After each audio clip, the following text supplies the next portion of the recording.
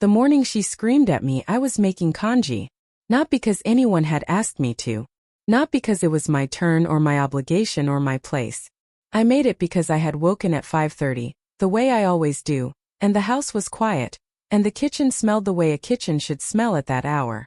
Of nothing, of waiting, of the particular stillness that belongs to whoever gets there first. I had gotten there first for 41 years. The congee was for my granddaughter Lily.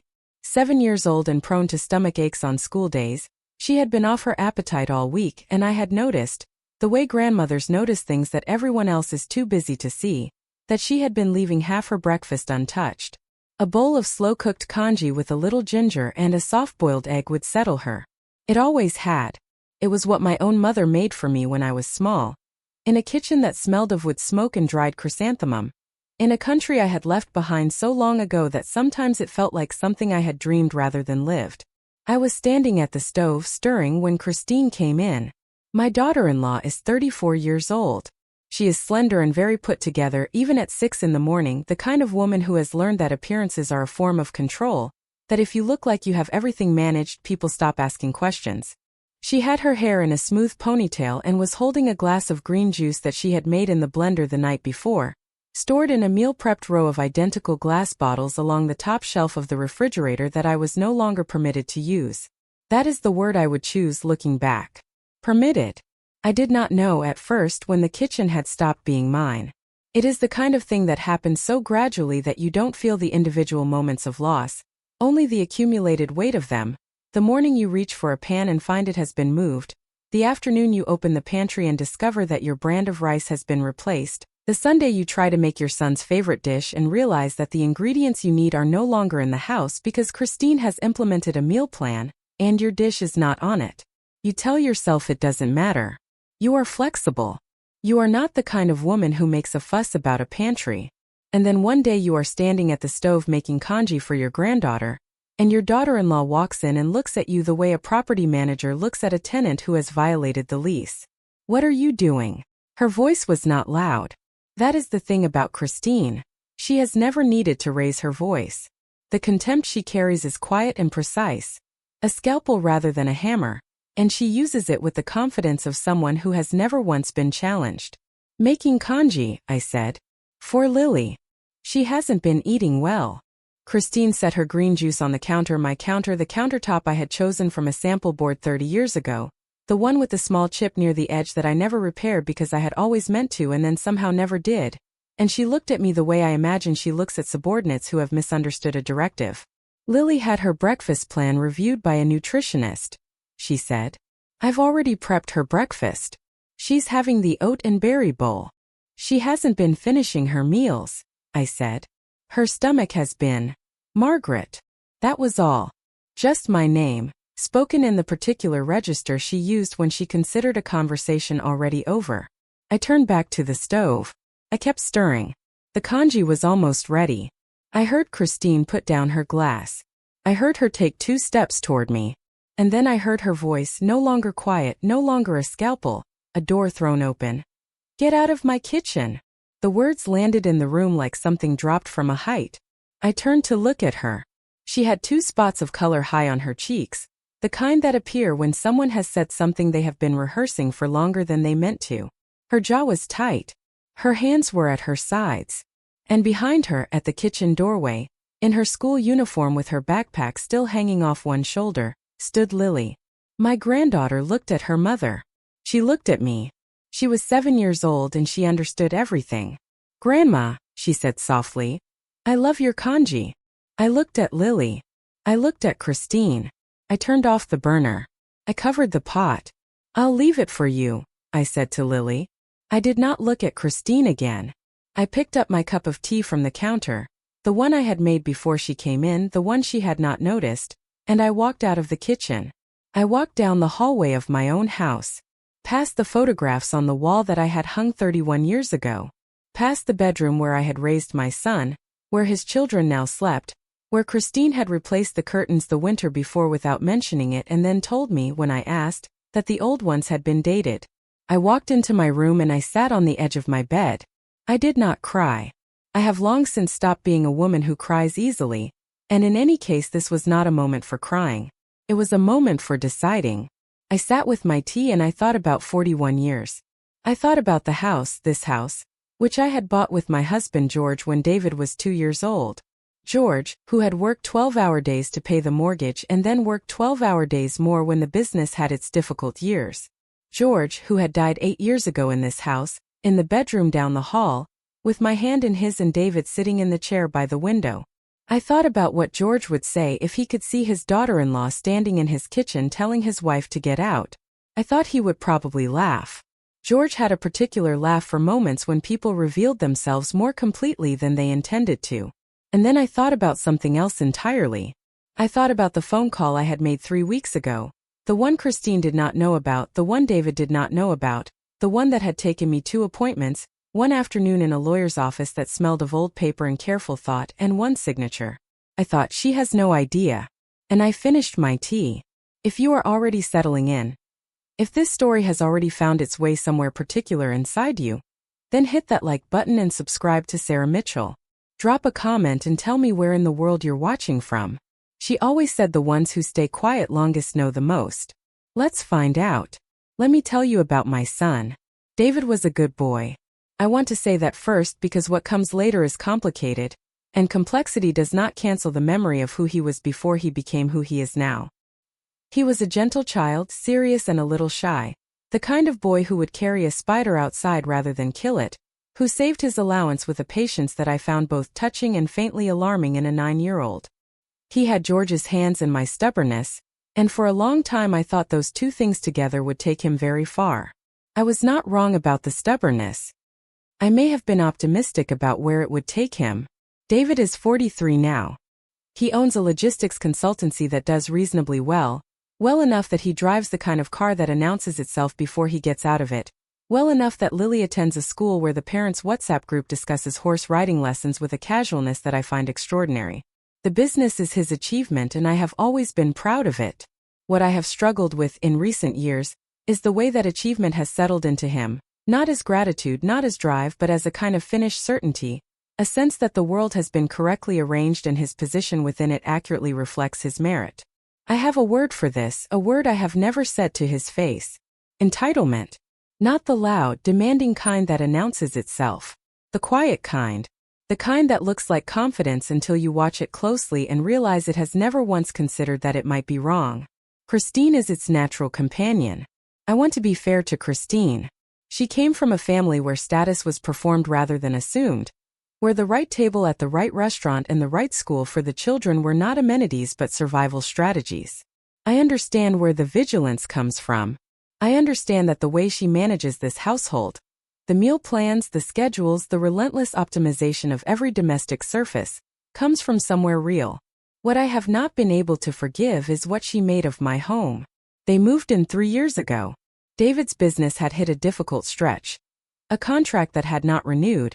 A period of restructuring that required, he said, some temporary consolidation. Could they stay at the house for a few months? Just until things stabilized? Of course, I said. Of course.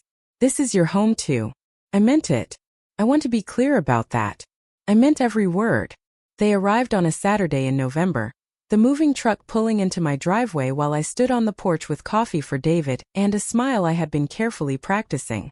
Christine stepped out of the car in a way that reminded me of nothing so much as a site surveyor arriving to assess a property. She looked at the front garden. She looked at the windows. She looked at the door, my door, the red one that I had painted myself the summer after George died. The summer I needed something to do with my hands, and she smiled the smile of someone who is already planning a repaint. It's lovely, Margaret, she said. Cozy. That was the word she chose. Within a month, the kitchen had been reorganized. Christine had a system. Everything in the pantry labeled, everything in the refrigerator designated to specific shelves. Meal prep containers in identical rows filling the shelves I had used for 40 years to store my own ingredients. She explained it to me as a favor, a simplification, something that would make the household run more smoothly. I nodded. I did not point out that the household had been running smoothly in this kitchen since 1983. Within 3 months, the living room had been rearranged.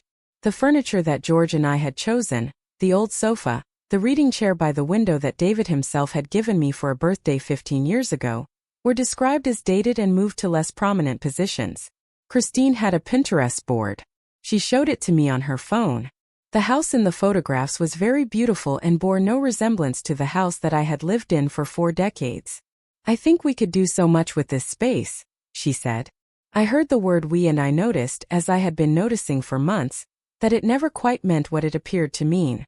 Within 6 months I had learned to ask permission. Not in any explicit way. No one ever said to me, "You must ask before you use the kitchen, Margaret, you must check before you sit in the living room." But the texture of the days made it clear. The slight frost when I cooked something that was not on Christine's meal plan. The way David would say, not unkindly but with that careful neutrality that meant he had been coached, "Mom, Christine has a system, it's just easier if," and then trail off as if the sentence did not need finishing. The sentence never needed finishing. I understood it completely. What I also understood, in a way that I did not yet know how to use, was this: they were comfortable. That is the word that matters. Not cruel, comfortable. Comfort is more dangerous than cruelty because it does not feel dangerous. Comfort is the condition in which people stop being careful, stop watching, stop considering what might be happening outside the frame of what they can see. David and Christine were comfortable in my house because they had decided, collectively and without ever quite saying so, that my house was theirs. Not legally. Not in any document. But in the way they spoke about it. "We're thinking of replacing the water heater, we've been looking at the garden situation, we should really do something about the guest room." The pronoun was always we and the we never quite included me. They were comfortable in their assumption. They were comfortable in my kitchen. They were comfortable in the life that my 41 years of work had built, and that they had walked into and rearranged like a rented flat. And they were, I want to be precise about this, completely, entirely, catastrophically wrong about what they owned. Let me tell you about the things I noticed. I have spent 30 years as a bookkeeper. Not glamorous work, not the kind of thing that gets mentioned at dinner parties, but precise work, careful work, the work of someone who understands that what matters is not the individual number but the pattern, not the single entry but the column, not the moment but the accumulation. I applied this habit to Christine and David the way I had applied it to balance sheets for 3 decades.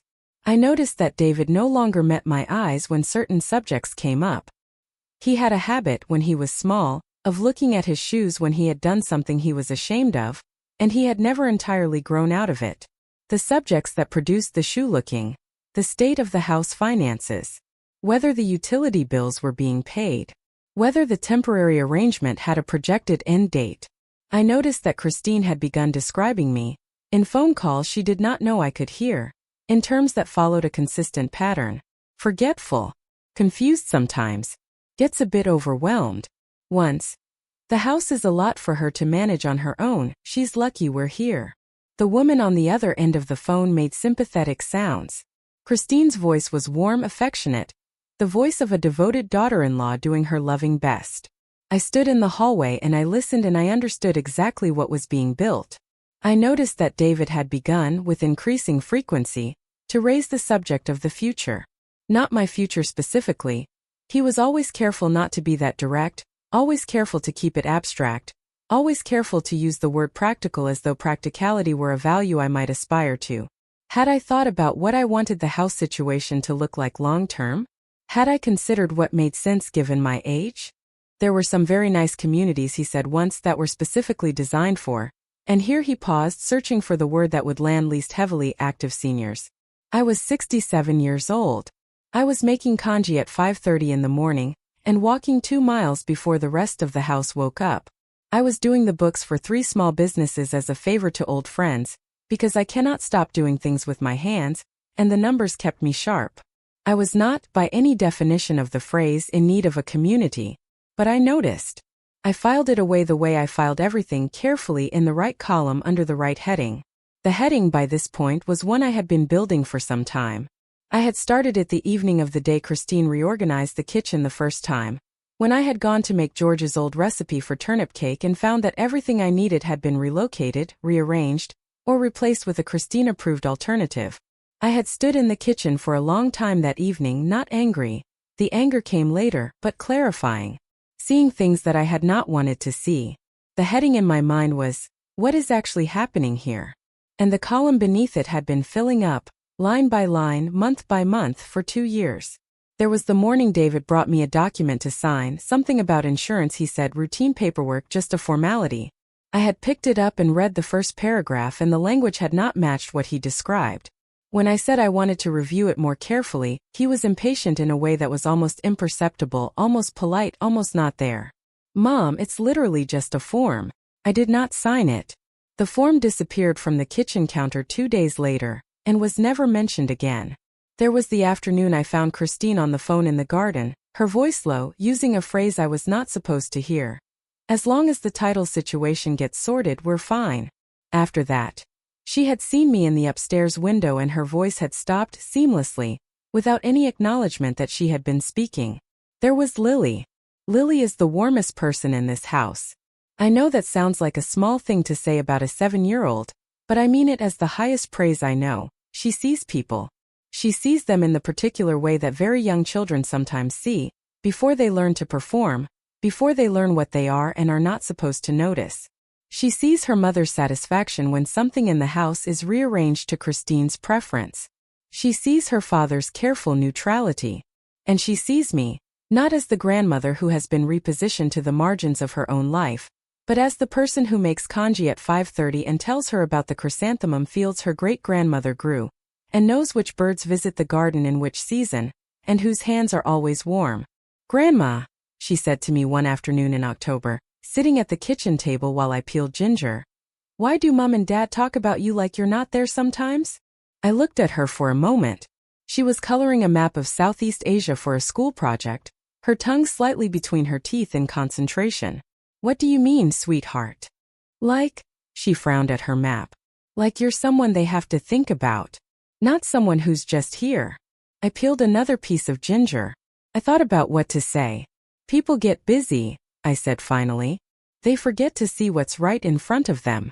Lily looked up at me. Her eyes are very dark, like David's, like George's. I see you, Grandma, she said. I had to look out the window for a moment. The garden needed pruning. I made a note to do it on Saturday. Now I need to tell you about Evelyn. Evelyn Wu has been my closest friend for 34 years. We met at a community center class on accounting software, in the early days when accounting software was still considered either miraculous or suspicious depending on your generation, and we became friends in the way that middle-aged women sometimes become friends, quickly, permanently, without a great deal of preamble, because we recognized in each other something we had not found easily elsewhere, someone who found the same things funny. Evelyn is sharp, careful, and as it happens, a retired estate attorney. I called her on a Thursday evening in September, 2 months before Christine told me to get out of my kitchen. I called her from the small study at the back of the house, the one room, the only room that remained entirely mine, that Christine had not reorganized or Pinterest boarded or described as cozy, and I told her everything. Not the small things. Not the kitchen and the furniture and the meal plans. Those were symptoms. I told her what I had found, which was the conversation in the garden about the title situation, and the unsigned insurance document, and the pattern of the shoe looking and the phone calls and the word forgetful deployed with such surgical consistency that I had begun to understand it was not careless commentary but careful groundwork. Evelyn listened in the way she always listened, which was completely and without interrupting. When I finished, she was quiet for a moment. Margaret, she said, when did you last review the ownership structure of the house? The house is in my name, I said. I know that. But have you done anything to protect it? A trust? Updated the will? Anything. I told her I had not. George and I had made our wills years ago, simple documents that left everything to each other and then to David. After George died, I had meant to update mine and I had not. Life had continued as life does, not urgently enough to make the appointment. You need to see someone, Evelyn said. Not me. I'm retired and you're my friend, which is a conflict. But I know exactly who you should see. His name is Thomas Greer. He does elder law, trusts, estates. I've referred people to him for 20 years. I wrote the name down on a notepad. The pen was the same pen I had used for 10 years, a Parker my sister had given me, that I kept in the desk drawer beside George's old reading glasses, which I had never been able to throw away. Evelyn, I said, am I being? No, she said before I had finished the sentence. You are not being. You are seeing something clearly. There is a difference. I made the appointment the next morning. Thomas Greer's office was on the second floor of a brick building near the old town hall, up a staircase that smelled of wood polish and sensible carpet. He was a careful man in his late 50s, the kind of careful that comes from years of listening to people tell him things they have been afraid to say out loud, and he listened to me the way Evelyn listened, completely, without rushing toward the answer before I had finished finding the question. When I finished, he folded his hands on the desk. "Let me tell you what I'm hearing," he said. "And then I want to tell you what your options are." What he heard was this: a pattern of behavior consistent with what he had seen in other cases, adult children, or in this case an adult child and his wife, who had moved into a parent's home and were in the process of repositioning themselves as the household's de facto managers, building a documented record of the parent's diminished capacity, and preparing legal groundwork that would, in time, allow them to make decisions the parent had not authorized. "They haven't taken anything yet," he said. "No. Good. That means we still have time to make sure they can't." He explained to me, over an hour, that I found both frightening and clarifying, the various mechanisms available. A revocable living trust would remove the house from the accessible estate, protecting it from any future guardianship or conservatorship petition.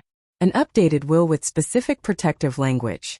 A healthcare directive that named Evelyn, not David, as my agent if I was ever unable to make my own decisions.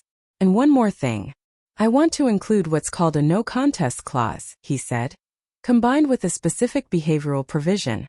The trust will include language that says, clearly, legally with teeth, that any beneficiary who attempts to challenge the grantor's capacity, or who takes action to restrict the grantor's autonomy without documented medical authorization, faces a consequence. What consequence? Reduction or elimination of their inheritance. I sat with that for a moment. Outside the window, I could hear the town going about its afternoon. A bus. A child on a bicycle. The ordinary sounds of a world that did not know what was being decided in this room. "Draw it up," I said. I signed the trust documents on a Monday morning in November, 3 weeks before Christine screamed at me in my kitchen. Thomas Greer had them notarized and filed that same afternoon. The house was no longer a simple asset that could be transferred, manipulated, or taken. It was protected by a structure that Christine and David had no idea existed. It had been done quietly, completely, and without any announcement whatsoever. I went home that Monday and made tea. I sat in my chair, the reading chair that had been relegated to the corner of the living room, and I drank my tea and I looked at the walls of my house. I was 67 years old. I had buried my husband in this house. I had raised my son in this house. I had made congee for my granddaughter in the kitchen of this house on every school morning she had lived under this roof. Nobody was taking it from me. The only question that remained was what exactly they would do next and what I would do when they did. I did not have to wait very long. The morning Christine screamed at me, "I have already told you what happened at the stove. What I have not told you is what happened afterward." I went to my room. I sat with my tea. I thought about 41 years. And then I heard Lily's voice in the kitchen, small, clear, unafraid, saying, "Mom, Grandma was just making something for me. My tummy's been hurting." Christine's response was too low for me to catch. But I heard Lily's, "But she lives here." Another exchange I could not fully hear. Then silence. Then footsteps down the hall, small ones, pausing outside my door. "Grandma." A knock, just 2 taps. "Come in, sweetheart." Lily opened the door. She was still in her school uniform, backpack still on, her expression carrying the particular gravity of someone who has just witnessed something they are still processing. "Your congee's in a bowl on the counter," she said. "I put a cover on it." I looked at my granddaughter. I thought about the conversation she had just had with her mother, defending me in the kitchen of my own house, 7 years old and already knowing that something was wrong. I thought enough. Not in the way of a person who is angry. In the way of a person who has made a decision. I had been waiting, watching, noting, preparing because I am a patient woman and I believe that timing matters, that there is a difference between reacting and responding, that the most effective thing you can do when someone is building a trap is to let them finish building it before you show them what it can't hold. But Lily had put a cover on the congee. And something in me, the part that is not patient, that has never been patient, that is the part of me George fell in love with at 26 at a community center with bad fluorescent lighting, decided that the building was finished. I picked up my phone. I sent Evelyn a message. "It's time." Her response took 45 seconds. Thomas will be available tomorrow morning at 9. I'll meet you there. I put the phone face down on the nightstand. I could hear Christine moving around in the kitchen below, the particular sounds of someone who has reasserted their authority and is now doing something constructive to cement it. The blender. The careful closing of cupboard doors. I looked around my room. The photographs on the dresser. George and me at the coast 20-odd years ago. Both of us squinting against the sun and laughing at something I no longer remember. David as a baby, round-faced and astonished by his own hands. Lily last Christmas, wearing the paper crown from a cracker, delighted. I got up, opened the wardrobe and took out the good coat. The one I had bought myself 3 years ago without consulting anyone. The long wool one in dark green that Evelyn had told me looked like someone who knew exactly what she was doing. If you have subscribed to Sarah Mitchell and you are still here, then you already understand something important. The most powerful move is often the one nobody sees coming. Make sure you've turned on notifications. The best stories are still ahead, and the people who watch to the end are exactly the ones who need to hear them. The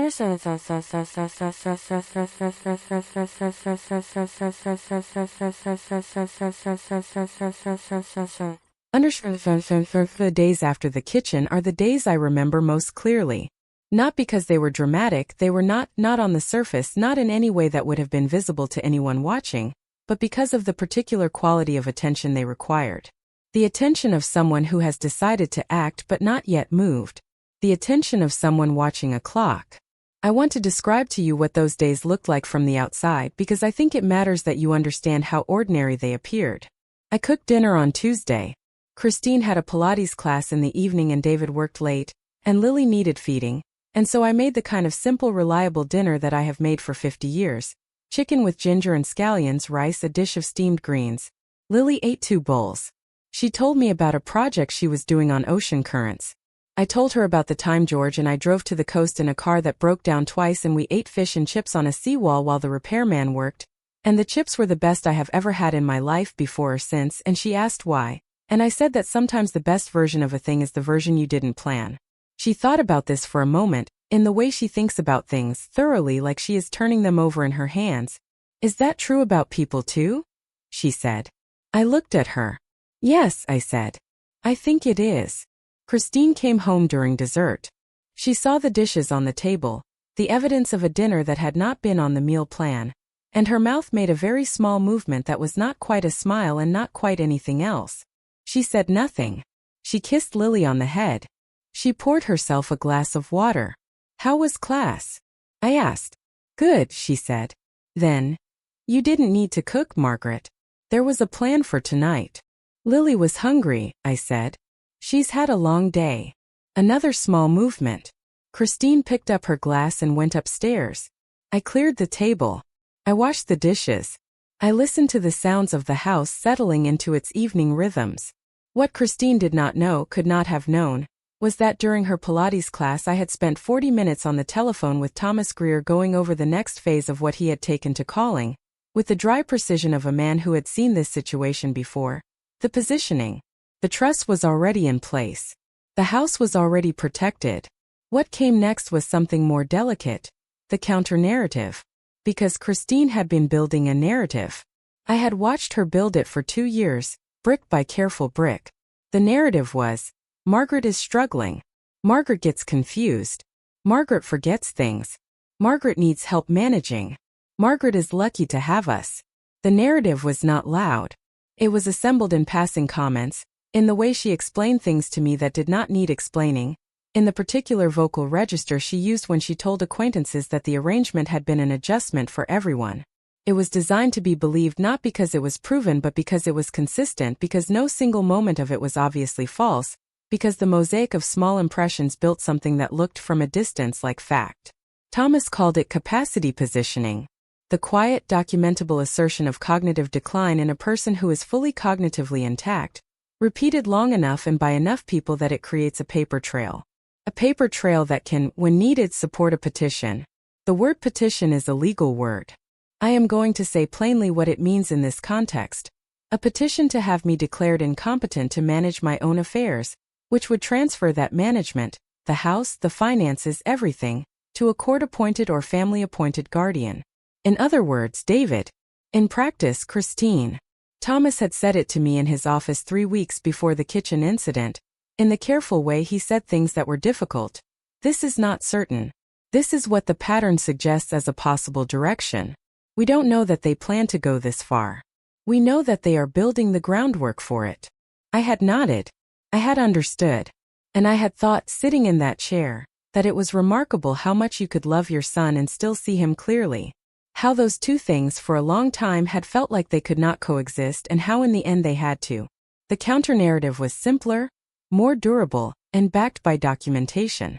My GP had seen me for a full cognitive assessment 3 weeks prior. Evelyn had recommended this, almost before I had finished describing the situation, because Evelyn had dealt with enough of these cases to know that the first thing you needed was a dated medical record establishing precisely how sharp your mind was. The GP, Dr. Harrington, who has known me for 22 years and who does not mince words, had administered the assessment and then looked over her glasses at me with an expression that was half amusement and half exasperation. "Margaret," she said, "you scored in the 94th percentile for your age group. You are not showing any signs of cognitive decline. I'm writing this up in full, and I'll have the report to you by the end of the week." "Thank you," I said. "Can I ask," she paused, "is someone suggesting that you are?" I thought about Christine's voice on the phone. The careful deployment of the word forgetful. "Someone is building toward it," I said. Dr. Harrington was quiet for a moment. Then she picked up her pen. "I'll be very thorough in my notes," she said. I had the report. I had the trust documents. I had my own records, a quiet journal I had been keeping since October, dates and times and exact quotations, the kind of precise contemporaneous documentation that a bookkeeper does without thinking because a bookkeeper understands that the record is the argument. And I had Thomas Greer, who had, in his measured way, noted that the behavioral provisions in the trust were now, following the kitchen incident, potentially already triggered. "The incident itself isn't sufficient on its own," he had said on the Tuesday evening call. "But it is consistent with the pattern and it is documented. You've noted it in your journal. Lily was present, and if it's repeated, it will be," I said. "Then we document each instance. We are building the same thing they are building. We are simply building it on the correct foundation." I have thought about that phrase since. The correct foundation. What Thomas meant was the truth. They were building on assumption, on projection, on the comfortable fiction of a woman diminished. I was building on what actually existed. A house I owned. A mind that worked. A granddaughter who saw me clearly. And a trust document that was already signed and filed and beyond anyone's reach. In the weeks after the kitchen, something changed in the atmosphere of the house. I do not mean anything dramatic. I mean the particular change that happens when a story that one party has been telling themselves about another party begins, very slightly, to not quite fit. The way a coat that seemed to be the right size develops a tension at the shoulders when you move. Christine had been comfortable. That was the word I kept returning to, the word I kept placing in the center of things, the way you place a piece in the middle of a jigsaw and build outward, comfortable. She had moved through the house with the ease of someone who has already decided the outcome. The kitchen reorganized, the furniture repositioned, the comments about my memory scattered like small seeds that she expected to grow in their own time. She had a plan and the plan was proceeding, and the only thing required of her was patience and the continued management of appearances. After the kitchen, she was still performing patience. But the ease had gone slightly somewhere. It began with small things. She asked one evening at dinner what I had done that afternoon. The question was casual, lightly dropped, but I noticed it, the mild probing that people do when they are trying to account for time that concerns them. I had been out, and she had not known where. "I had some errands," I said. "And I had coffee with Evelyn." Christine nodded. She did not press. 2 days later, David mentioned, in the careful way he mentioned things when Christine had asked him to mention them, that he had been thinking it might be a good idea for me to have a point of contact. A single person he could call if he ever needed to reach me quickly, someone who could keep an eye on things. I put down my fork. "I'm 67, David," I said. "I'm not a parcel."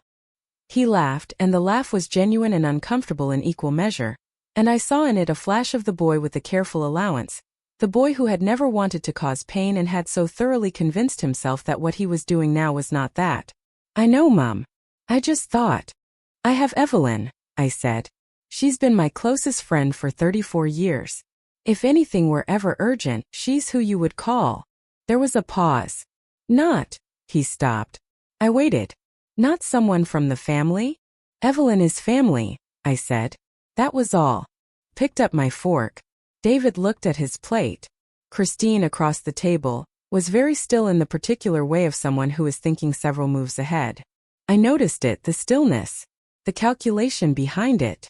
What Christine was calculating, I understood, was whether I knew something. She did not know what I might know. She did not know about Thomas Greer, did not know about the trust, did not know about Dr. Harrington's report sitting in a folder in my study, but she could feel, in the way that careful people feel these things, that the ground had changed slightly underfoot. The problem with being a person who has planned everything is that any deviation from the plan is alarming. Christine had a plan. The plan required me to be manageable. I had been manageable, or had appeared to be, for 2 years. And now something in me had changed, and she could not identify what, and the uncertainty was beginning to make itself felt in the way she moved through the house. She redoubled certain things. The comments about my memory became more frequent, not to me, but in conversations I was positioned to overhear. Twice in 1 week I heard her on the phone describing an incident of mine forgetting something, and on one of those occasions the incident she described had not happened. She had invented it. Or rather, she had taken some ordinary moment of domestic vagueness, the kind of thing that everyone does, that she herself did, that means nothing, and she had shaped it into something with weight and implication. The second time I heard it, I went quietly to my study and wrote it down. Date. Time. Exact words. The account was false. The record was mine. David came to me one Saturday with a cup of tea, brought to me unusually, which I noted, and sat down in the chair across from mine and said, in the voice of a man who has been rehearsing, that he thought it might be worth having a conversation about the future. Just a casual one. Just to get everyone on the same page. I looked at my son. I thought about the boy who saved his allowance and the man he had become, and the space between those two things and what had filled it. What page are you on, David? I asked. He shifted. We want to make sure you're looked after, Mom. That's all. That whatever happens with the house situation, What situation? He looked at his tea. It's a lot of house for one person. It's my house, I said. Of course it is. Too quickly. David. I waited until he looked up. I appreciate the tea. I think we should talk about something else. He left 20 minutes later. I heard him in the kitchen with Christine, their voices low. I heard Christine's voice sharpen into something more urgent, then pull itself back into control. I heard David say my name once, then once more, in 2 different registers, the register of someone repeating something they have been told and the register of someone who is not entirely sure they believe it. This distinction mattered. I had thought, in the early days of this, in the months of watching and noting and growing quietly certain, that David was fully conscripted. That he knew exactly what Christine was building and had chosen it.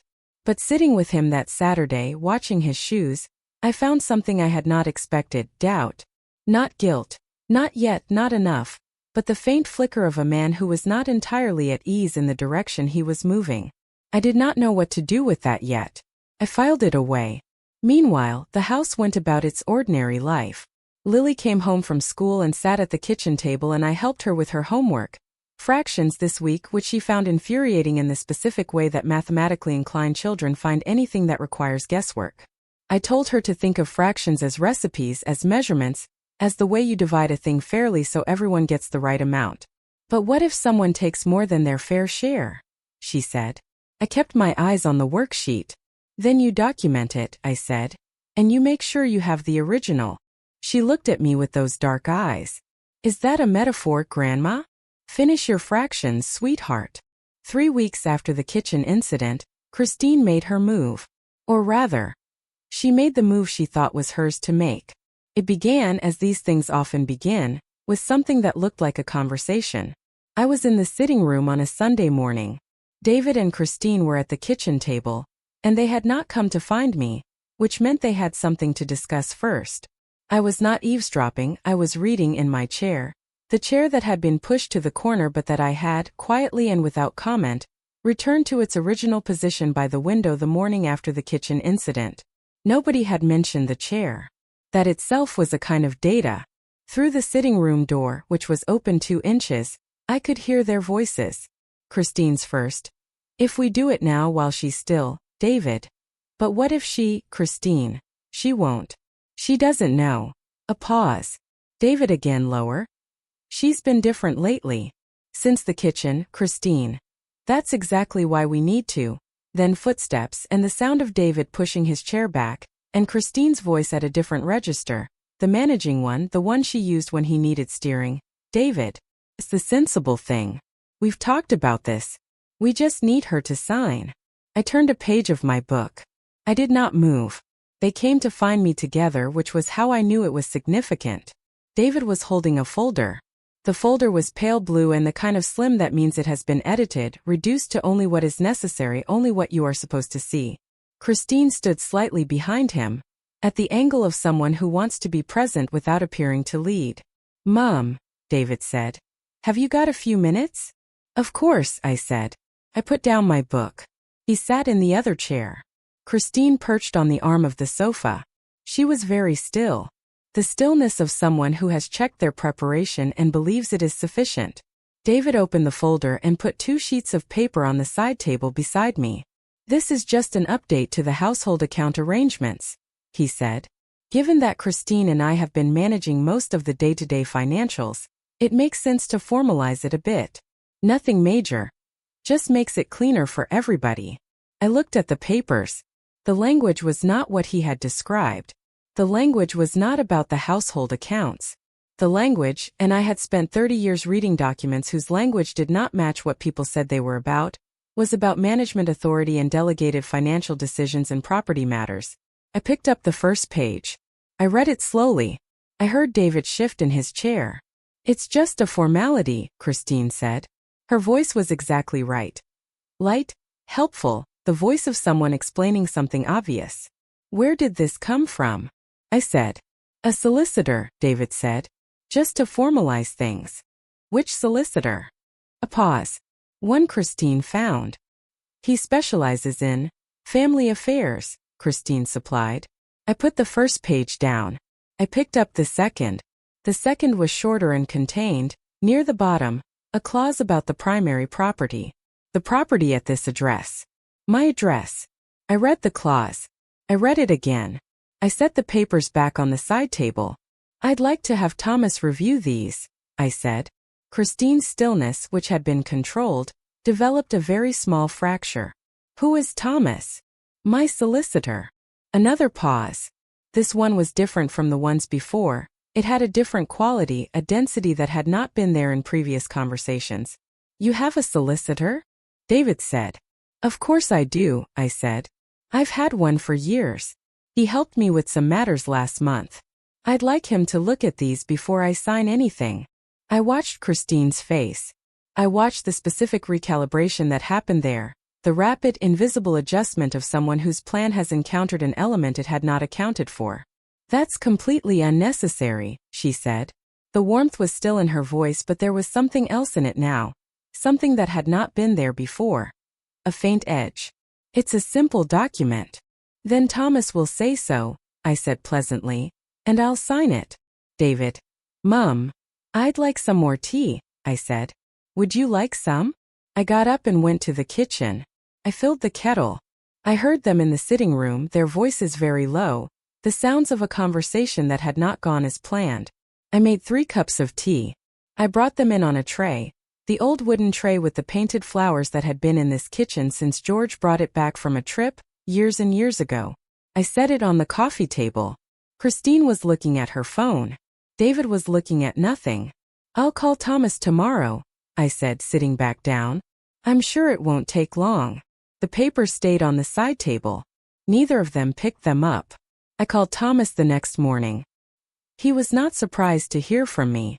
When I described the documents, he was quiet for a moment, and then he said, "Bring them in this afternoon. I want to read them in full." I drove to his office. Evelyn met me there. I had texted her from my car, and the 3 of us sat around Thomas's desk while he read. He read slowly, in the way he read everything, and when he finished he set the papers down with a care that told me something before he spoke. "This is not a household accounts update," he said. "I know. This, he chose his words. This document, if signed, would give David joint management authority over decisions related to the primary property. In practical terms, he would have the ability to influence sale, refinancing, and use decisions. And because it references a future clause for capacity review. A pathway, Evelyn said. She was looking at the ceiling. A pathway for a guardianship petition. If she signs this, she's already agreed to the framework that makes the petition easier. Yes. I looked at the documents on the desk. The pale blue folder. The careful legal language. The clause near the bottom of the second page that I had read and read again in the sitting room while Christine sat still and David looked at nothing. They're further along than I thought, I said. Yes, Thomas said. But so are we. He explained what he meant. The trust was already filed. The house was already inside it. Any document they produced attempting to transfer or influence management of the house would run directly into the trust documentation, which predated their solicitor's paperwork by 3 weeks. They had, without knowing it, built their structure on a foundation that no longer existed. They think the house is a standard solo-owned property, Thomas said. They think the only obstacle between them and control is your signature. They do not know that the house has been in a protected trust for a month. They do not know that the trust includes behavioral provisions. They do not know. He paused, and something that might have been satisfaction moved briefly across his face, that by presenting you with this document, they have already begun triggering those provisions. I sat with that for a moment. What do we do now? We wait, Thomas said. You do not sign. You do not confront. You give them the space to do what they will do next, which will be to escalate. And when they escalate, then we respond. Evelyn poured us both water from the carafe on the side table. We sat in Thomas's office for another hour, going through the exact sequence of what was likely to happen and what our response to each step would be. It was the kind of conversation I had not had since the early years of running a household budget with a new baby, and a husband building a business and a balance sheet that required precision because there was no margin for error. Felt familiar. Felt like the right kind of problem. When I left Thomas's office, I did not feel afraid. I had not felt afraid since the Monday I signed the trust documents, not because the situation was not serious, but because the situation was at last the correct size for the tools I had in my hands. I drove home. I made dinner. Lily told me about a book she was reading, about a girl who traveled the ocean alone on a small boat, navigating by the stars. Is she scared? I asked. Sometimes, Lily said. But she knows how to read the stars, so she's never actually lost. That's the important part, I said. In the 2 weeks that followed, the house became a peculiar place. I want to try to describe it accurately because I think accuracy matters here. What happened was not a confrontation. There were no raised voices, no accusations, no scenes. What happened was subtler and, in its own way, more significant, the gradual collapse of an assumption. Christine had built her house. Not the physical house, the house of her plan, the architecture of certainty she had been constructing for 3 years, on a specific foundation. The foundation was, Margaret does not know. Margaret does not know the extent of what we are building. Margaret does not know how far along we are. Margaret is manageable. Margaret is diminishing. Margaret will, in the end, sign. I had not signed. And in the days after the documents appeared on the side table, Christine began, with the sensitivity of a person whose plans have always required reading rooms accurately, to sense that she had misread this one. She became watchful. The watching was very controlled, she was too careful to let it become obvious, but I knew what watchfulness looked like because I had been doing it for 2 years. I recognized the slight attention she paid when I mentioned Thomas. I recognized the very small hesitation before she answered when David asked her something about the documents. David came to me 3 days after the sitting room meeting. He came alone, which was unusual, and he sat at the kitchen table while I was making soup, and he watched me for a while without speaking. Mom, he said. Who is Thomas Greer? I told you. My solicitor. You never mentioned a solicitor before. You never asked. I stirred the soup. Would you like to stay for lunch? A pause. Mom, he stopped. Started again. Is everything all right? I mean, are you? David. I turned from the stove and looked at him. Really looked at him. At the careful face, the shoes looking at themselves expression, The son I had raised in this house, on this street, in this kitchen. Ask me what you want to ask me. He looked at his hands instead. Christine thinks. He stopped. What does Christine think? A long pause. She thinks you might be. He looked up. She's worried about you. I held his gaze. I have a letter from Dr. Harrington, I said, dated 3 weeks ago, following a full cognitive assessment, confirming that I am in excellent health, cognitively and otherwise. I scored in the 94th percentile for my age group. Thomas has a copy. Would you like me to get you a copy? The silence that followed was the longest one we had had in 2 years. David looked at the table. Something moved across his face. Not guilt yet, not quite, but the early stages of it. The dawning that the story he had been allowing to be told about his mother was not, and perhaps had never been, true. Mom, he said quietly, I didn't know she told people. I know, I said. Stay for lunch. He stayed. We did not discuss the documents or Christine or Thomas or any of it. We talked about Lily, and about a documentary David had watched, and about the garden which needed attention and which I was planning to address before the end of autumn. It was the most ordinary lunch we had had in years. And in the ordinary way of it was something I had not felt with my son for a long time. The absence of performance. He was not managing me. I was not observing him. We were just two people who had known each other for 43 years eating soup in a house that I owned. What Christine was doing during this lunch I did not know. I know what she was doing that evening because Thomas had predicted it, because it was the predictable next step. She called the solicitor whose pale blue folder was still on my side table and she asked him about timelines. I did not know this at the time. I know it now. And what Thomas had predicted was that the timeline call would precipitate a push, and the push would be the moment that everything moved from the building phase to the phase he called, with his careful precision, resolution. He was right. He was right about the timing, right about the form it would take, right about the exact quality of impatience that would make Christine move before she was ready. She was comfortable. She had been comfortable for too long. And comfort, as I have said, is dangerous. Not to me. To her. On a Thursday evening 2 weeks after the sitting room meeting, I was in my study. I had been reviewing the household accounts, the real accounts, not the versions Christine had been managing, but the originals, the ones I had been keeping my own record of, the ones that told a story the managed versions did not. What they told me. David and Christine had, over 18 months, been using the household utilities and maintenance accounts, accounts connected to the house, accounts that technically flowed through my name, to cover expenses that were not the house's. Mobile phone bills. A subscription service. 3 transactions to an online furniture retailer for items that had appeared in the upstairs rooms Christine had redecorated. None of these were enormous amounts. None of them were, individually, alarming.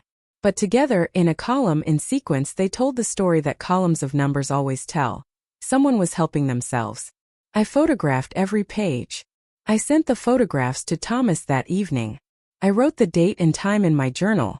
Thomas's response arrived the next morning. This is significant.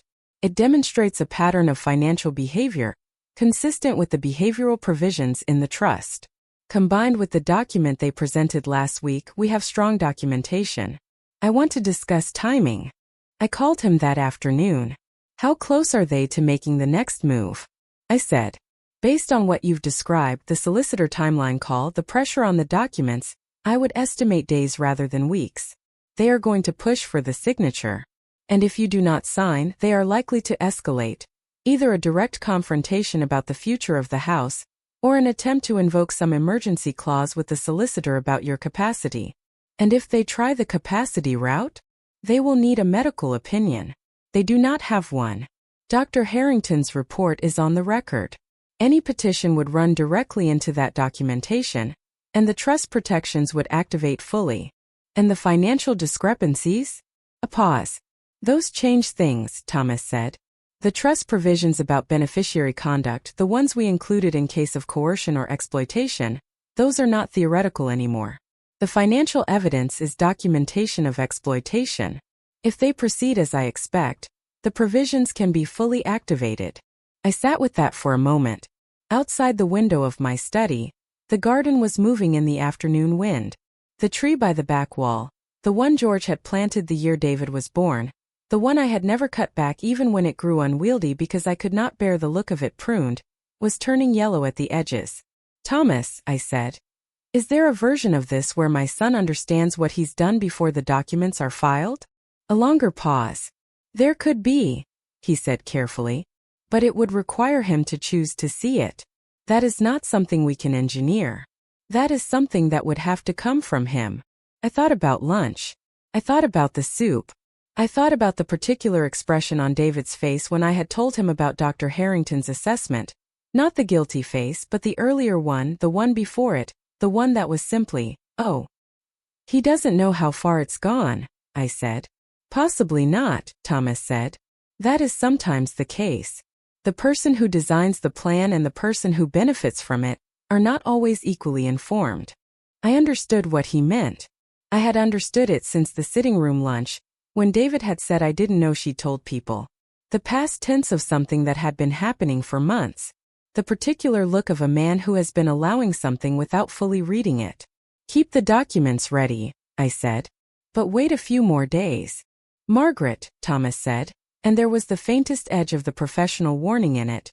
The timing needs to be yours. But I want you to understand that waiting also carries risk.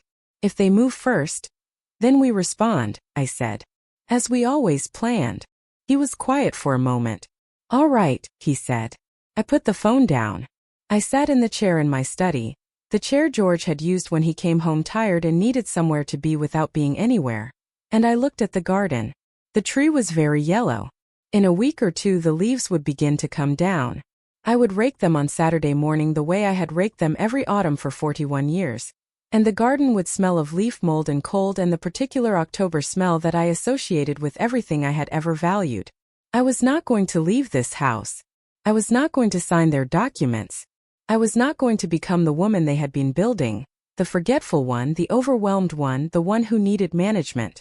But I was also sitting in that chair, aware of something that I had not allowed myself to be aware of in the months of careful preparation and documentation and counter-narrative building. I was aware that my son was in this house, that he was 43 years old and he had made choices and he had allowed things that could not be unallowed, and that the consequences of those choices were now weeks or perhaps days away from arriving. And I was aware that there was a child in this house who called me grandma and put covers on congee bowls and asked whether things were metaphors, and that whatever happened next, she would have to live in the aftermath of it. I did not want to destroy my son. I wanted him to see. There is a difference between those two things, and the difference is the whole story, and I was going to hold it in my hands very carefully as we moved toward the ending. Whatever that ending turned out to be. The push came on a Friday. I had known it was coming the way you know weather is changing, not from a single sign but from the accumulation of them. The quality of silence at breakfast that week. The phone calls Christine took in the upstairs hallway, her voice dropping to a register she used when she did not want to be heard. David's particular Tuesday evening quietness, the kind he had when he was preparing himself for something uncomfortable. The pale blue folder still on my side table unmoved. Not because they had forgotten it but because it was a placeholder, a marker, something that needed to be resolved. On Thursday evening, Lily came to find me in the garden. I was pruning the rose bush along the south wall. A job I had been putting off all autumn, and I had finally decided that putting things off was a luxury I could no longer afford in any area of my life. Lily sat on the old stone bench by the wall and watched me work, her school bag still on her back. "Grandma," she said, "are you going to go away?" I paused. The secateurs were open in my hand. "What do you mean, sweetheart?" She was looking at the garden wall, not at me. The way she looked at things when she was thinking something difficult. "I heard Mum and Dad talking," she said. "They said something about a place for you. Place that would be better. A nicer arrangement." I set the secateurs down on the wall. I came and sat beside her on the bench. The garden smelled of cut stems and cold, and the late afternoon light was going golden in a way that made everything look more permanent than it was. "I'm not going anywhere," I said. "Promise." I looked at my granddaughter, 7 years old, clear-eyed and serious and entirely herself, in the way that children are themselves before the world begins asking them to be something else instead. "I promise," I said. She nodded once with the gravity of someone accepting a sworn statement. "Good," she said, "because I need you to help me with fractions again on Monday." I laughed. It was the first time I had laughed properly in weeks, the full kind, the kind that starts somewhere low and arrives unexpectedly. Lily looked at me with enormous satisfaction, as though she had engineered the whole thing deliberately, and perhaps she had. I went inside and sent Thomas a message. I think tomorrow is the day. Be available. His response, I will be. Everything is ready. I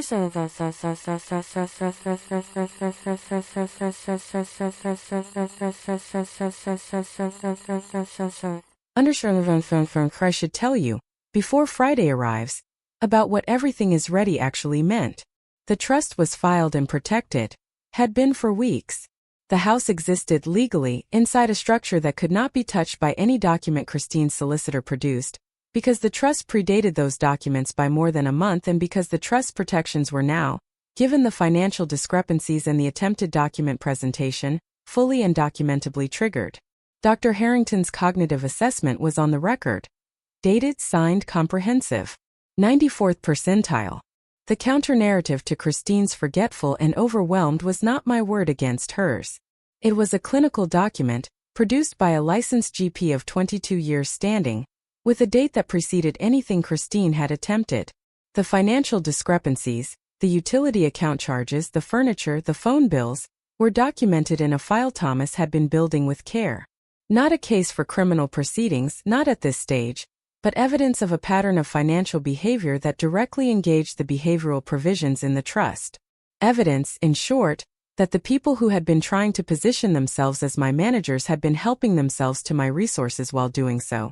And my journal, 2 years of dated entries, exact quotations, specific incidents, the slow, careful record of every small repositioning, every strategic comment about my memory, every document presented and every pressure applied. A bookkeeper's record of a life being steadily managed by people who had decided they knew better. All of this was in Thomas's possession. All of this was ready.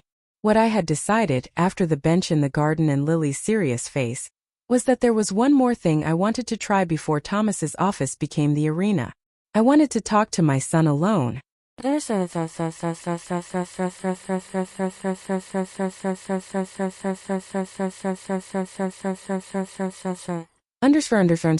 For Friday morning.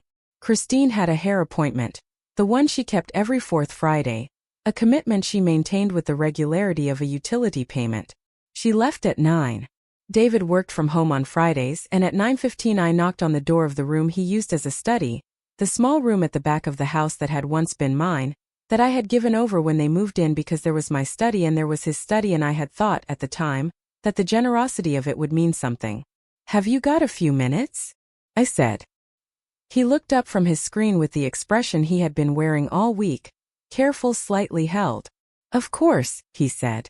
I sat in the chair across from the desk I had bought at a salvage sale in 2004, that I had sanded and painted myself, that had sat in this room for 20 years.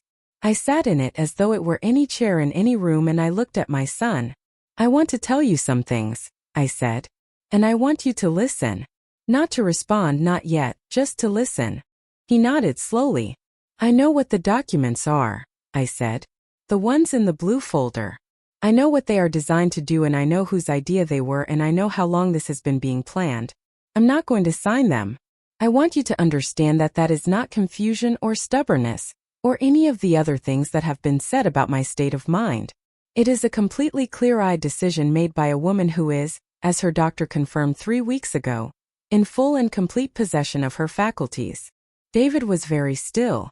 "I also want you to know," I said, "that I have been aware of what has been happening in this house for considerably longer than you might think.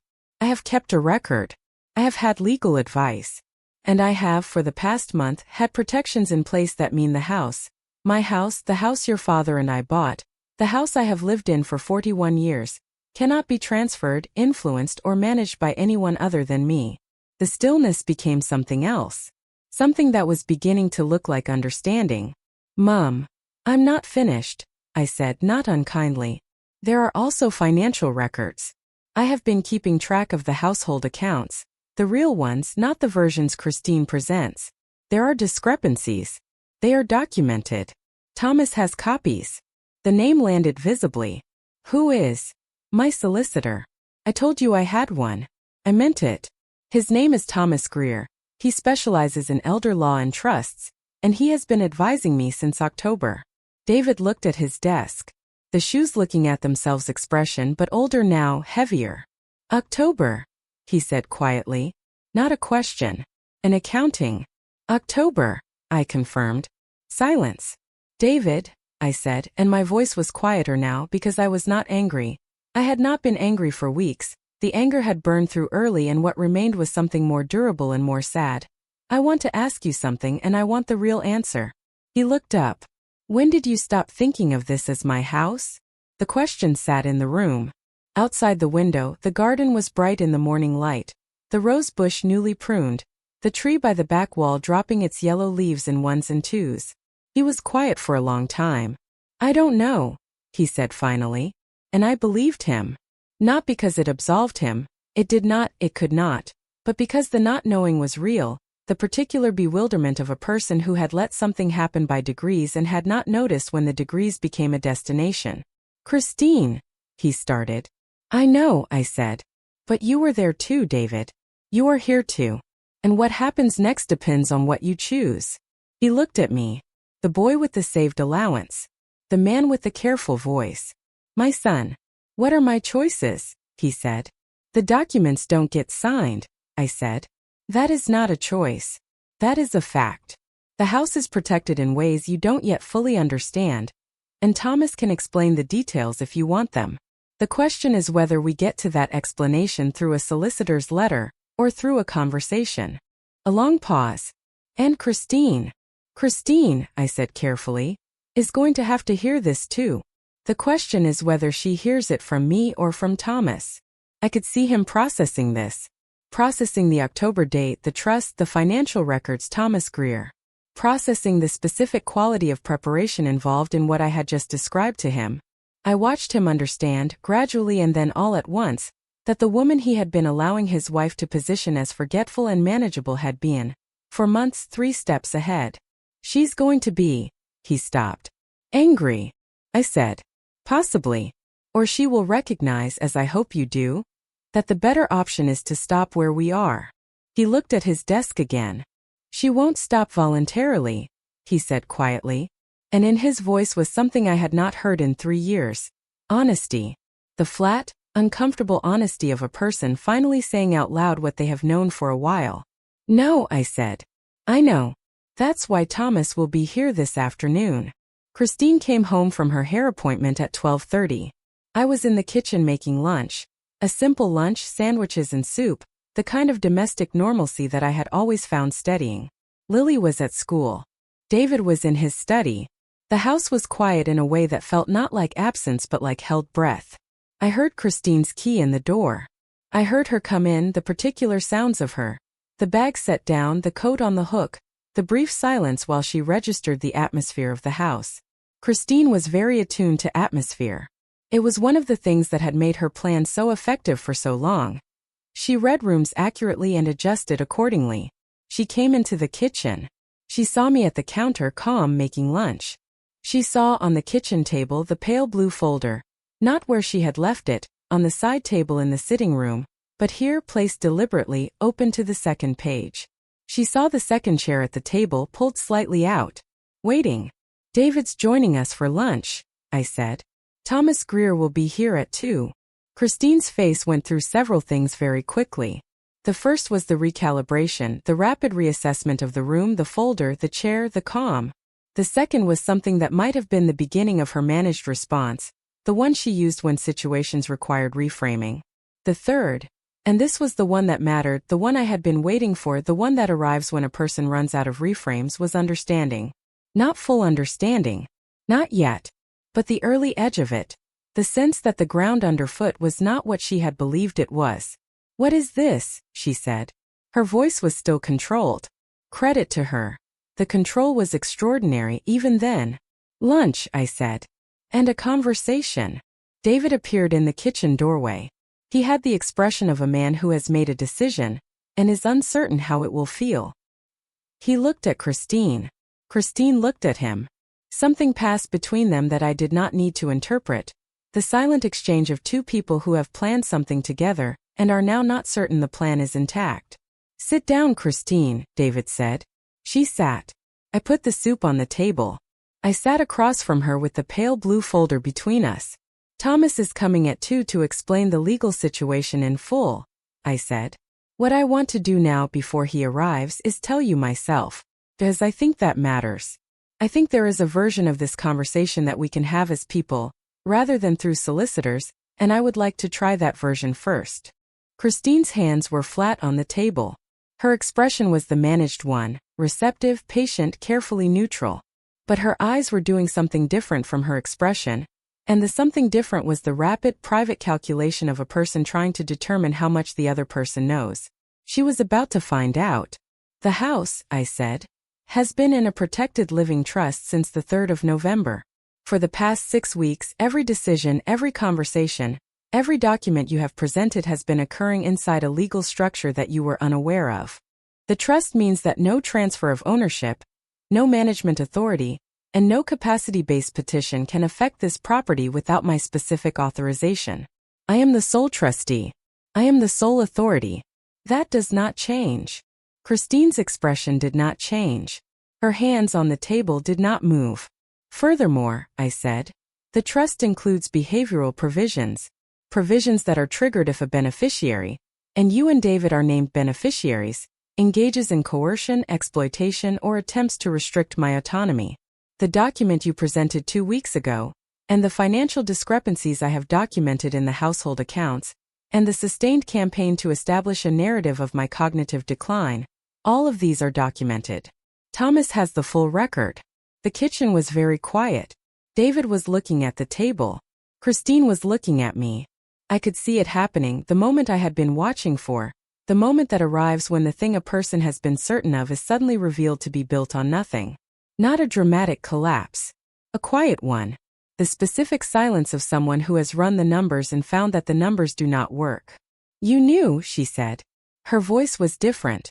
Not the managed warmth, not the practical register. Something flatter and more direct than either. For some time, I said. Since October. Since before that, I said. Since the day you reorganized my kitchen the first time and I stood in this room and understood that I needed to start paying closer attention. She looked at the folder on the table. Her folder, the one her solicitor had prepared. The one she had believed was the mechanism of resolution. Then she looked at me. And I watched her arrive at the understanding that Thomas had predicted she would arrive at. That the house was not what she had thought it was. That the signature she had been building toward was not available.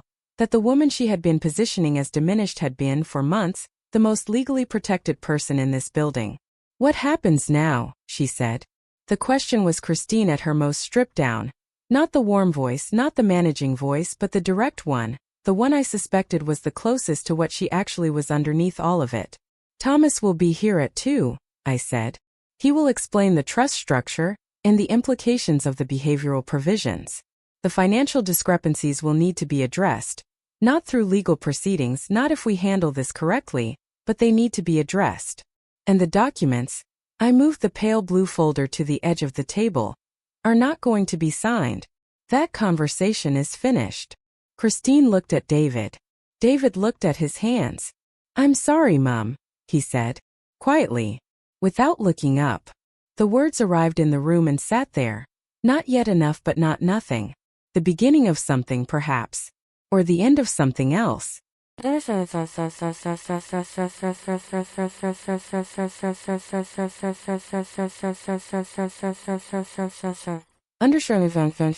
arrived at precisely 2 o'clock, as Thomas always arrived. He was carrying his briefcase and wearing his careful expression, the one he used in rooms where people were absorbing large amounts of information, and needed to believe that the person across from them was completely unflappable. He sat at the kitchen table. I sat beside him. Christine and David sat across from us. He placed 3 documents on the table. The first was the trust agreement. Not the full version, the summary, the key provisions, the dates. The date of filing. The date of notarization. The specific clause about behavioral provisions and their triggers. The second was Dr. Harrington's cognitive assessment. Dated. Signed. 94th percentile. clear and unambiguous and entirely incompatible with the narrative that had been building for 2 years. The third was the financial summary, the household account discrepancies, the dates, the amounts, the pattern. Thomas explained each document in turn. He was not unkind about it. He did not editorialize.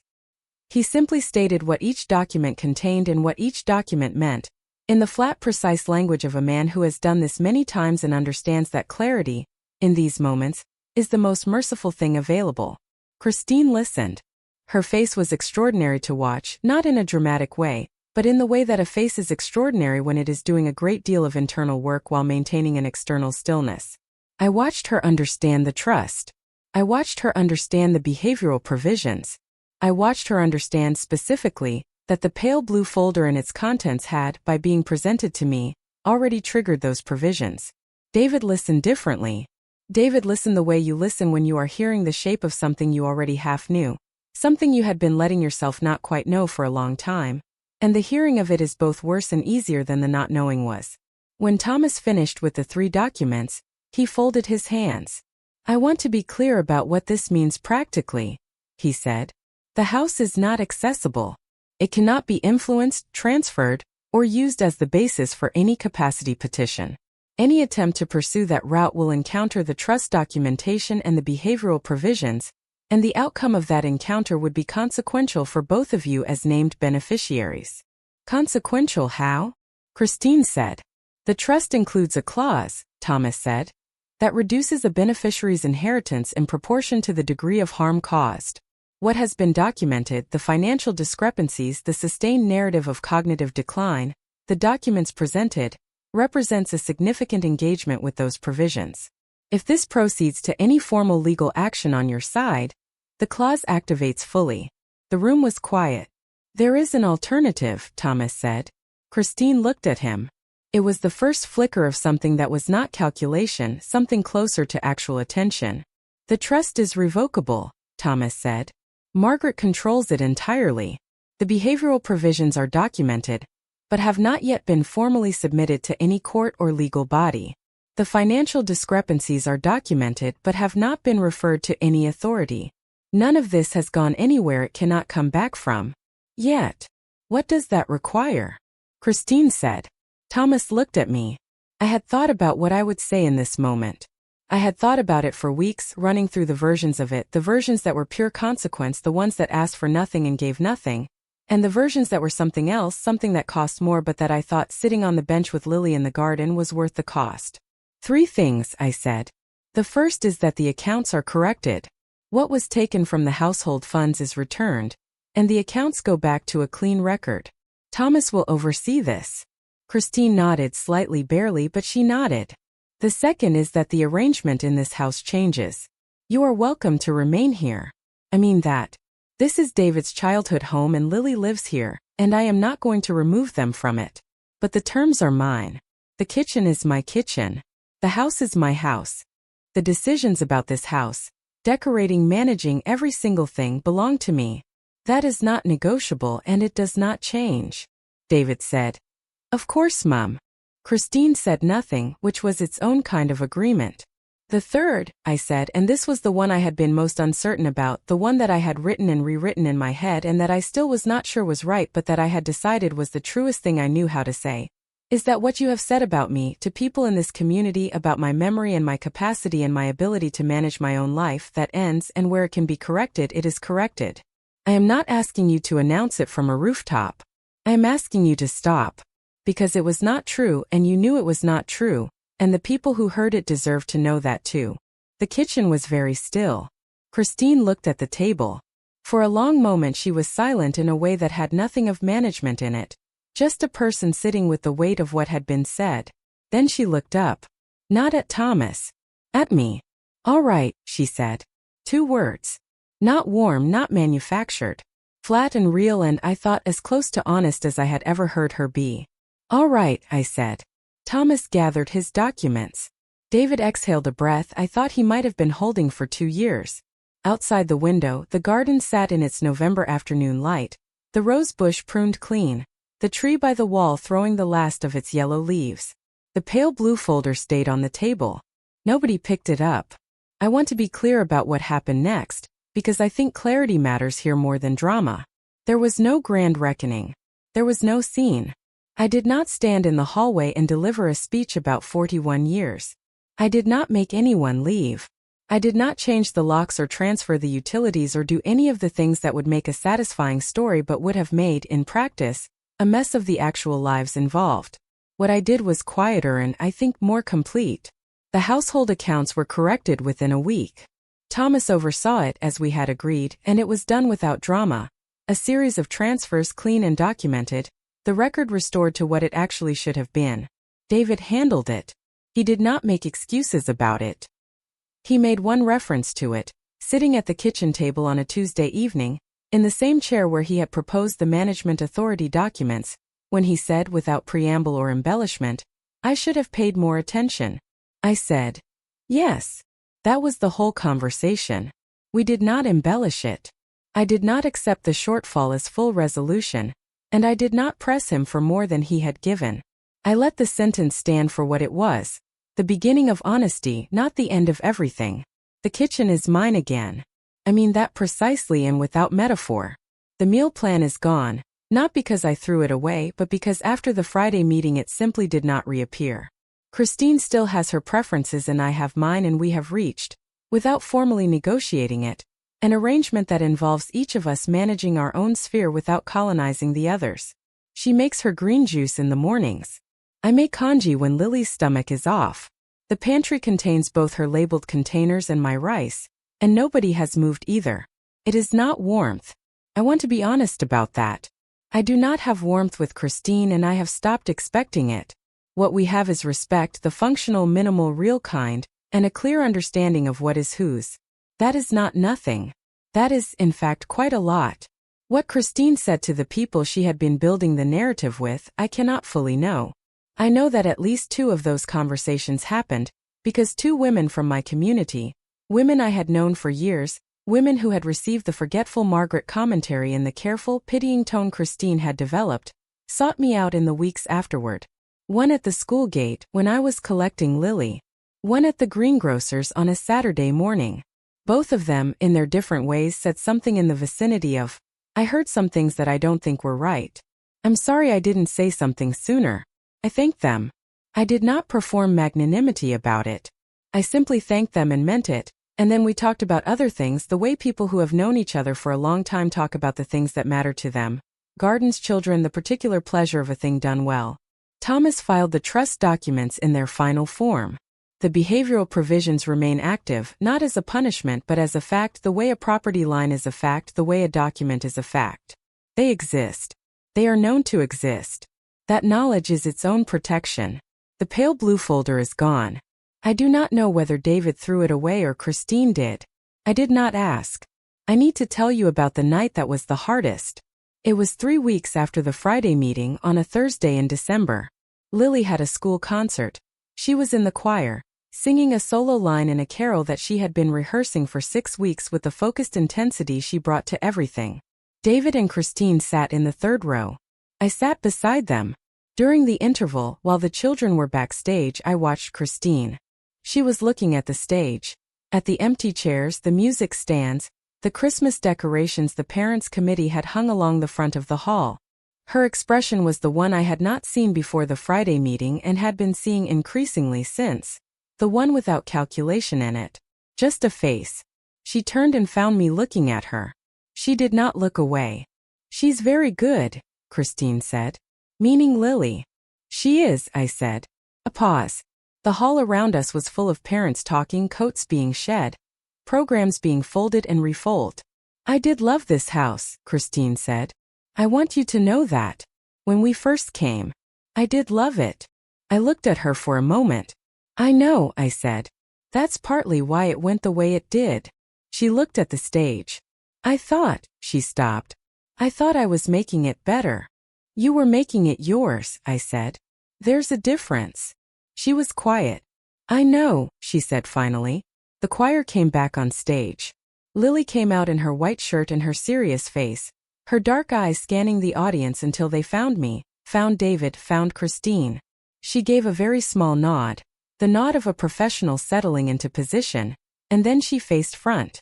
She sang her solo line. She had her great-grandfather George's ear for pitch, something that skips generations apparently, and that I had not heard in David but recognized the first time I heard Lily sing, that February morning 2 years ago when she sang to herself in the garden while she thought no one was listening.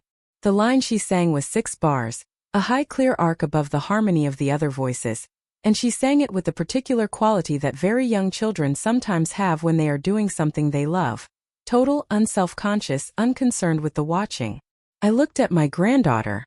I thought about the bench in the garden and the congee and the 2 taps on my bedroom door. I thought, this is what it was all for. Not the house, not the documents, not the trust. Those were tools. They were necessary and I do not regret them. But they were not the point. The point was Lily at the front of the stage singing her 6 bars with her whole self. The point was that she would grow up in this house knowing that her grandmother had not been quietly managed out of her own life, that the woman who made congee at 5:30 and knew which birds came to the garden in which season had not been moved aside. The point was that she would grow up knowing that certain things cannot be taken from a person who is paying attention. I cried a little at the concert. I will admit that. Not from grief. From the particular relief of a thing that had been held for a long time finally being set down. My son and I have been finding our way back to each other. It is slow and it is real and it is not what we had before, because what we had before contained within it the seeds of what happened, and I do not want to return to that soil. What we are building is different. Smaller in some ways, less assumption, less comfort, less taking for granted. But more honest, and honesty is the kind of foundation that holds. He comes to the kitchen on Saturday mornings now. He makes coffee. He is very precise about coffee, always has been. And I make whatever I feel like making and we sit at the table and we talk. Not about the house or the trust or any of it.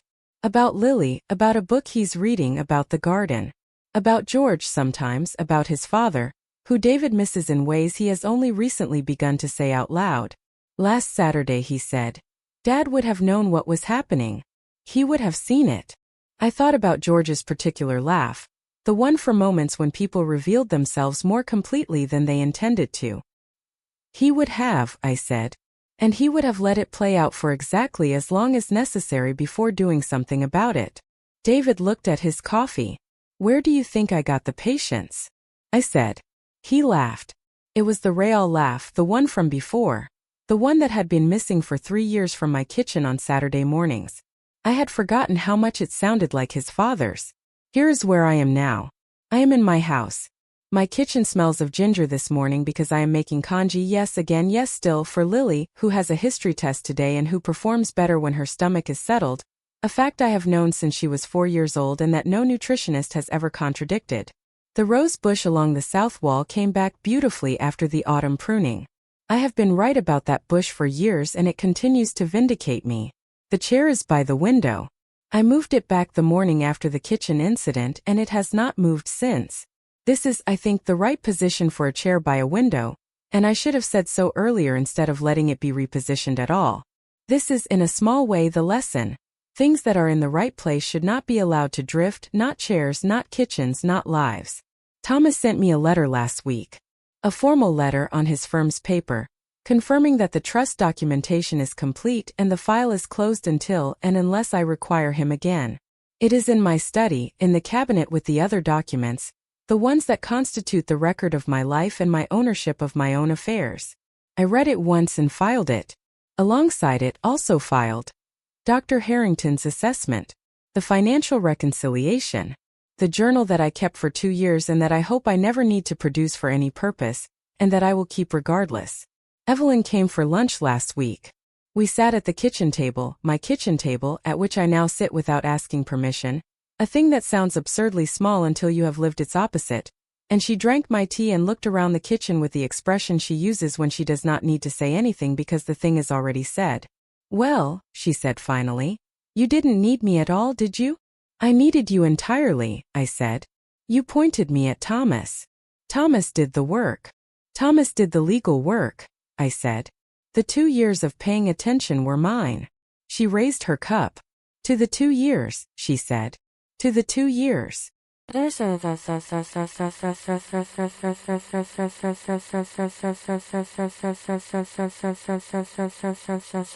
Understandably is eating her congee now. She is at the kitchen table with her history notes spread out around the bowl, reading about something that happened hundreds of years ago to someone who did not know at the time that it would be history. She has her great-grandfather's ears and her grandfather David's dark eyes and something that is entirely her own. The quality of attention I recognized on the bench in the garden and that I see every morning in my kitchen, steady and clear and unhurried. She looked up from her notes a moment ago and caught me watching her. "You're doing the thing again," she said. "What thing?" "The looking at me thing. The one you do when you're thinking something." "I'm always thinking something," I said. "What are you thinking right now?" I looked at my granddaughter at my kitchen table in my house on a Thursday morning in December, eating her congee with her history notes around her and her dark eyes on mine. "I'm thinking," I said, "that some things are exactly where they belong." She considered this. "Is that a metaphor?" she said. "No," I said. "It is precisely what it is." She went back to her history. I went back to the stove. The kitchen smelled of ginger and cold morning air, and the particular warmth of a room that is being used by someone who belongs in it. I have lived in this house for 41 years. I intend to live in it for a great deal longer. And on the day that I do not, it will pass, clearly, cleanly protected by documents that were built on the right foundation, to the people I have chosen in the ways I have specified on my terms and no one else's. That is not a small thing. That is everything.